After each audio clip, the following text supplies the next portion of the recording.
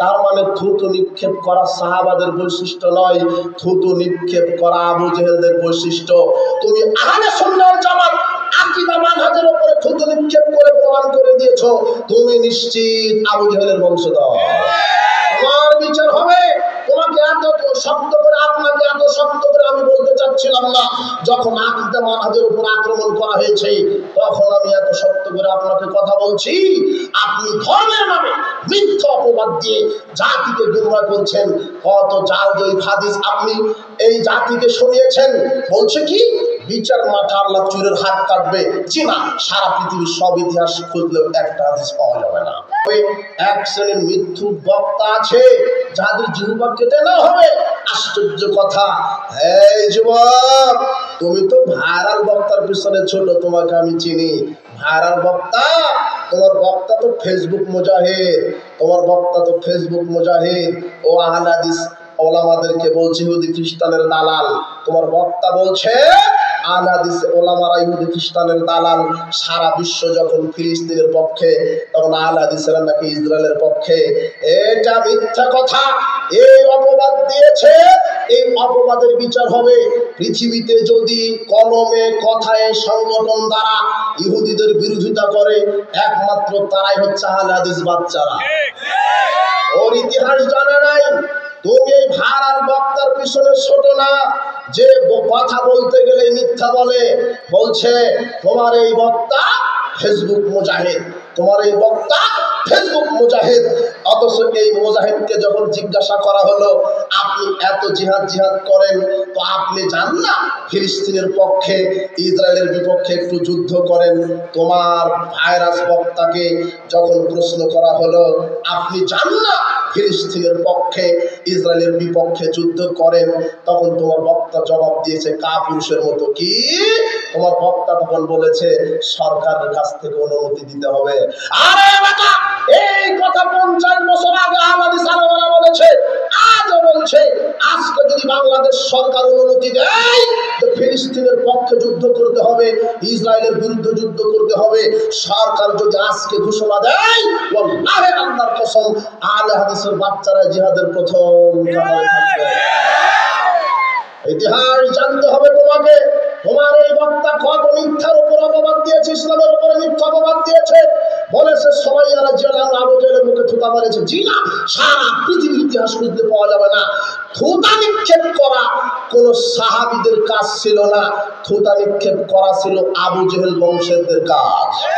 থুতা নিক্ষেপ করা কোনো ভালো মানুষের বৈশিষ্ট্য নয়, থুতা নিক্ষেপ করা কোনো সাহাবাদের বৈশিষ্ট্য নয়। তুমি ইতিহাস পড়ো, উকবা ইবনে আবু মুআইদ এই লোকটা রাসূল সাল্লাল্লাহু আলাইহি ওয়াসাল্লামের মুখে থুতু মেরেছে। উতাইবা ইবনে আবু জেহেল, আবু জেহেলের ছেলে উতাইবা মুহাম্মদ সাল্লাল্লাহু আলাইহি ওয়াসাল্লামের মুখে থুতু নিক্ষেপ করেছে। তার মানে থুতু নিক্ষেপ করা সাহাবাদের বৈশিষ্ট্য নয়, থুতু নিক্ষেপ করা আবু জেহেলদের বৈশিষ্ট্য। তুমি আহলে সুন্নাহ ওয়াল জামাত আকীদা মানহাজের উপরে থুতু নিক্ষেপ করে প্রমাণ করে দিয়েছো তুমি নিশ্চিত আবু জেহেলের বংশধর। তোমার বিচার হবে। তোমাকে এত শক্ত করে, আপনাকে এত শক্ত করে আমি বলতে চাচ্ছিলাম না। যখন আকীদা মানহাজের উপর আক্রমণ করা হয়েছে তখন আমি এত শক্ত করে আপনাকে কথা বলছি। আপনি ধর্মের নামে মিথ্যা অপবাদ দিয়ে জাতিকে গুমরাহ করছেন। কত জাল জয়ী হাদিস আপনি এই জাতিকে শুনিয়েছেন। বলছে কি বিচার মাঠে আল্লাহ চুরের হাত কাটবে। জি না, সারা পৃথিবীর সব ইতিহাস খুঁজলেও একটা হাদিস পাওয়া যাবে না। তোমার এই বক্তা ফেসবুক মুজাহিদ, শুনে রাখো এই মিথ্যুক বক্তাদের বিচার মতো কি কাটা হবে? জিহ্বা কাটা হবে। আমি এতটুকু হিংস সংকেত দিয়ে গেলাম। তবে আমরা প্রত্যেকের কাছে হেদায়েতের দাবি রাখি। আমি কষ্ট পাই, আমি কষ্ট পেয়েছি সবচাইতে বেশি।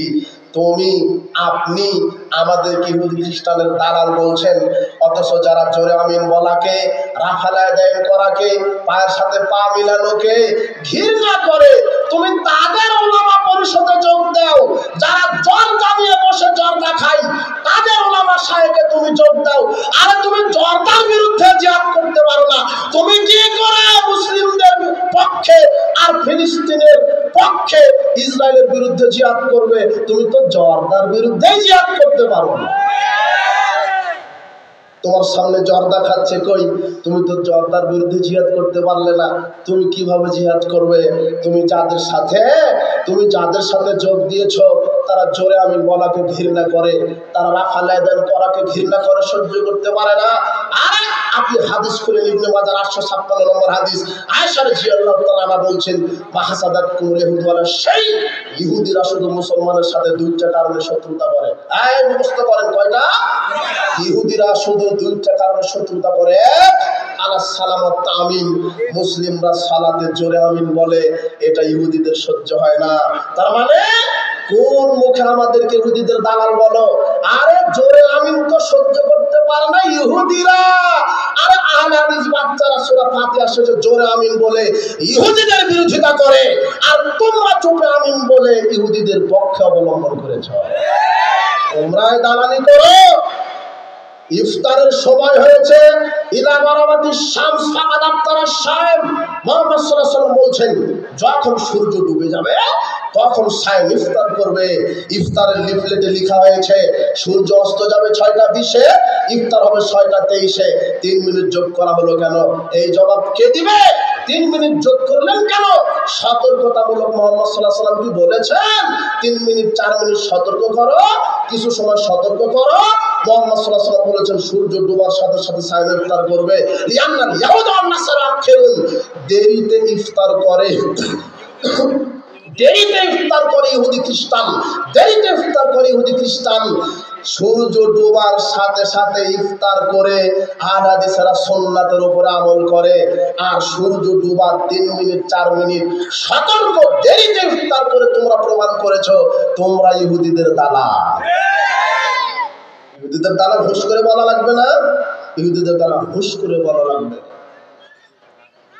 তোমার বক্তা বলেছে ইহুদিদের দালাল, তোমার বক্তা বলেছে আমরা আমেরিকা থেকে ব্রিটেন থেকে ইহুদি খ্রিস্টানদের থেকে টাকা পাই। এই কথা যদি মিথ্যা, এই কথা যদি সত্য অথবা মিথ্যা হয়, এটা যদি প্রমাণ করতে আমি চ্যালেঞ্জ করলাম, যদি তোমার বক্তা প্রমাণ করে দিতে পারে যে আহলে হাদিস কোন ওলামা ইহুদি খ্রিস্টান থেকে টাকা খায়, এটা যদি প্রমাণ হয় তাহলে তোমার বক্তার বউ ঠিক থাকবে, তুমি চ্যালেঞ্জে আসো। আর যদি প্রমাণ না হয় তাহলে তুমি চ্যালেঞ্জ গ্রহণ করো, তোমার বক্তার বউ অটো তালাক হবে। চ্যালেঞ্জ করো বেটা, আহলে হাদিসের কলিজা আছে, তুমি দেখো, তুমি আজ না হয় কাল বুঝতে পারবে। আসো তোমার বক্তা চ্যালেঞ্জ করুক, যদি একজন আহলে হাদিস বিদ্যানগণকে প্রমাণ করতে পারে যে ইহুদি খ্রিস্টান থেকে টাকা খায়, তোমার বক্তার স্ত্রী বহাল থাকবে। যদি প্রমাণ না হয় তাহলে তোমার বক্তার স্ত্রী কি হয়ে যাবে? তালাক হবে। তুমি চ্যালেঞ্জ গ্রহণ করো। আমরা কারো বিদ্বেষ শত্রুতা রাখি না, আমাদের প্রত্যেকের টার্গেট জান্নাত প্রতিপালক, কোরআন এবং সহিহ সুন্নাহ মেনে প্রত্যেকটা আলেম, প্রত্যেক ঘরানার আলেমকে তুমি সঠিক হেদায়েত দান করো।